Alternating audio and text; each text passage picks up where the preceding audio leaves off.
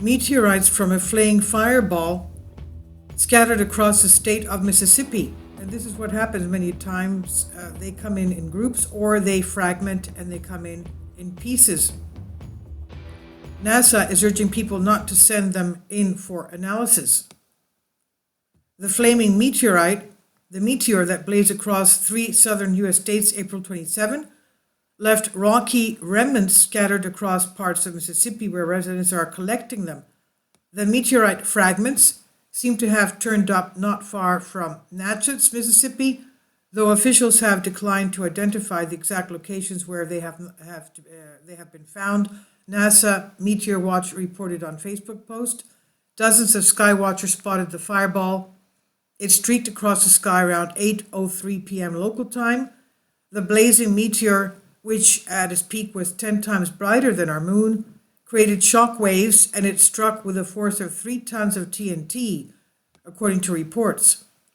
After reanalyzing data from the National Oceanic and Atmospheric Administration GOES 16 and 17 satellites, the team determined the space rock was zooming through the sky at about 35,000 miles an hour, that's about 56,000 kilometers an hour, when it exploded, much lower than the 55,000 mile an hour initially estimated, according to Facebook post.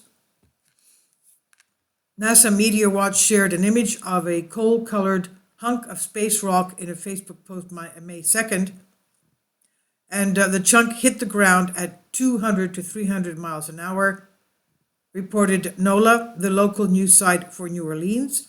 NASA has asked people not to send in their hunks of space rocks to be analyzed. Instead, those who find potential meteorite fragments can use the checklist from Washington University in St. Louis to help identify the rock and its finders keepers when it comes to extraterrestrial rocks.